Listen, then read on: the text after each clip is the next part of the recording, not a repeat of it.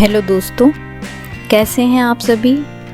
उम्मीद करती हूँ आप सभी बहुत अच्छे होंगे, नई बुक्स पढ़ रहे होंगे और अपने नॉलेज को और बढ़ा रहे होंगे। तो जैसा कि आप सभी जानते हैं कि हम पिछले वीडियो में बात कर चुके हैं कि सिद्धार्थ बोधिसत्व से बुद्ध कैसे बने, उन्होंने अपने जीवन में किन किन चीज़ों का पालन किया जिसके कारण वो बुद्ध कहलाए।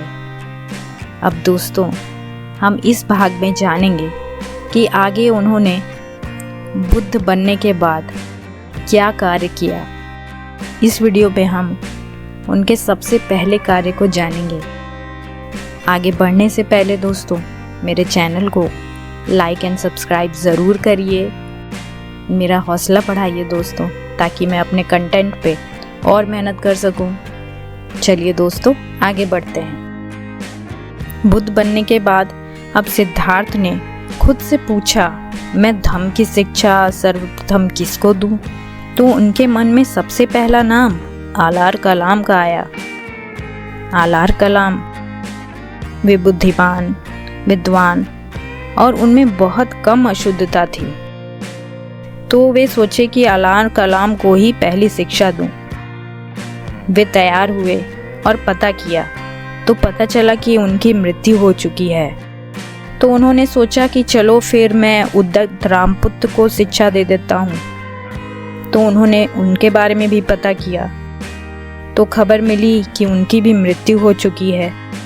तब इसके बाद उन्हें अपने 5 साथियों का ख्याल आया, वही 5 परिव्राजक जो उन्हें राजगृह में मिले थे।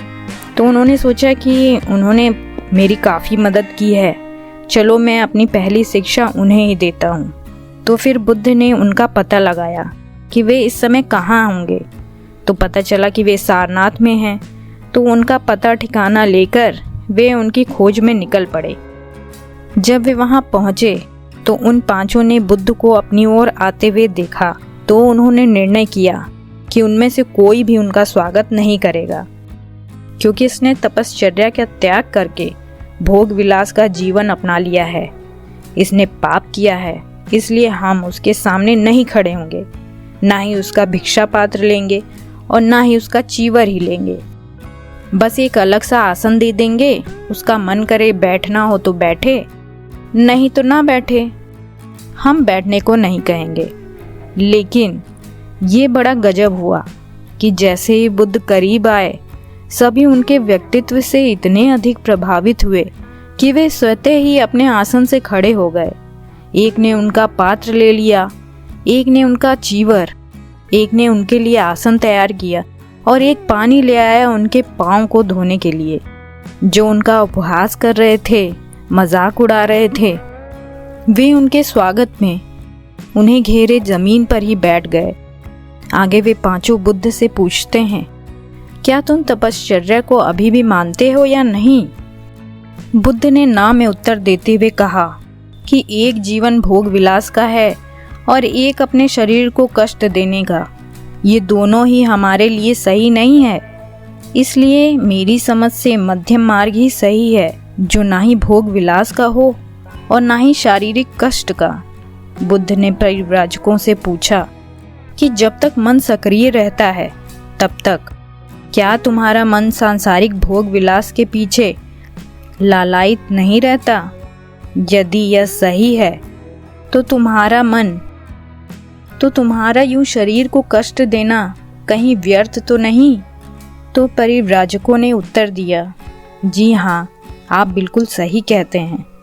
बुद्ध ने आगे कहा कि यदि तुम काम वासना की अग्नि को बुझाने में असमर्थ हो तो क्या ये तपश्चर्या तुम्हारे किसी काम की है? वे सभी इस बात पर सहमत हुए। तब आगे बुद्ध कहते हैं, जब आप स्वयं पर विजय प्राप्त कर लेंगे तब इस तपश्चर्या से मुक्त हो जाएंगे और तब तुम्हें सांसारिक भोग विलास की इच्छा भी नहीं रहेगी। शारीरिक आवश्यकताओं की पूर्ति करना गलत नहीं है, बल्कि ये आवश्यक कर्तव्य है। नहीं तो तुम अपने मन को दृढ़ निश्चयी नहीं बना सकोगे। लेकिन इसका मतलब यह भी नहीं कि हम भोग विलासिता में पूर्णतः लिप्त हो जाएं। इसलिए बुद्ध ने परिव्राजकों को एक मध्यम मार्ग बताया जो दोनों अतियों से बचाता है। बुद्ध ने आगे कहा, यही वह मार्ग है जिसका मैं उपदेश देता हूँ। अब परिव्राजकों ने ध्यान से बुद्ध की बात को सुना और बुद्ध से पूछा, जब हम आपको त्याग कर गए थे तो आपने क्या किया?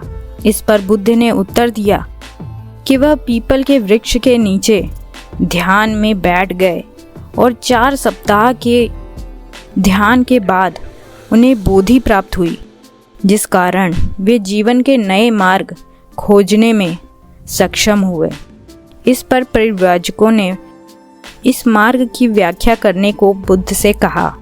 बुद्ध अपनी बात को स्पष्ट करते हुए कहते हैं कि ये जो मेरा मार्ग है, धम्म है, इसमें आत्मा परमात्मा की कोई बात नहीं है, ना ही उससे मेरे धम्म का कोई लेना देना है, ना ही मृत्यु के बाद का जीवन है या नहीं इससे ही कोई मतलब है, ना ही मेरे धम्म में किसी किस्म का कर्मकांड है, ना ही धार्मिक अनुष्ठान है।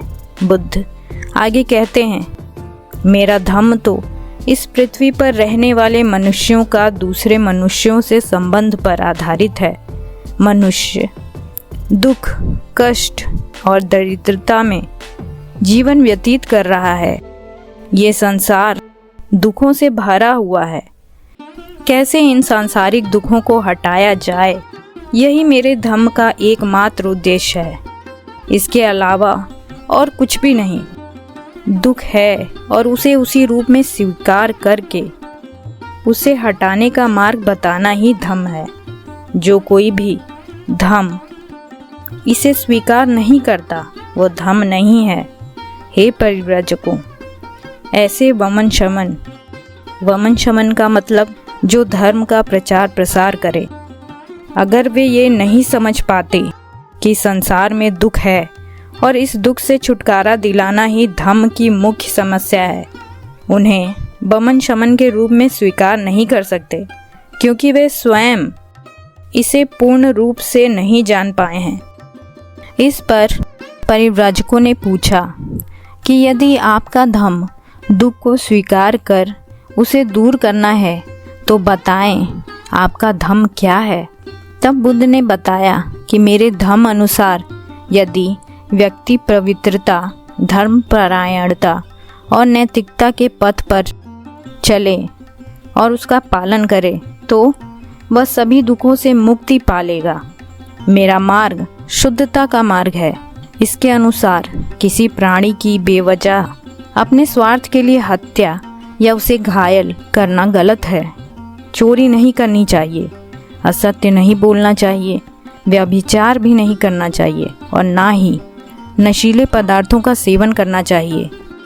व्यक्ति अगर दुखों से मुक्ति चाहता है तो इन सिद्धांतों का पालन करना आवश्यक है।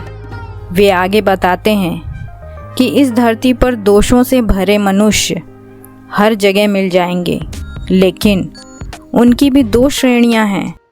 वे जो ये जानते हैं कि वे गलत कर रहे हैं पर फिर भी वे करते हैं। दूसरे वे जो गलत तो कर रहे हैं लेकिन उन्हें थोड़ा भी आभास नहीं कि वे गलत कर रहे हैं। तो ऐसे दोषों को दूर करने का क्या उपाय है? इस पर बुद्ध आगे कहते हैं, हे परिव्राजकों, इसका एक ही उपाय है, वह यह कि तुम खुद से पूछो कि जो कुछ भी तुम कर रहे हो वो तुम्हारे समाज के हितों को और बढ़ाता है या नहीं। अगर उत्तर हाँ में मिलता है तो तुम सही राह पर हो, पर अगर नहीं तो तुम्हें शुद्धता के मार्ग को जीवन में उतारने की ज़रूरत है।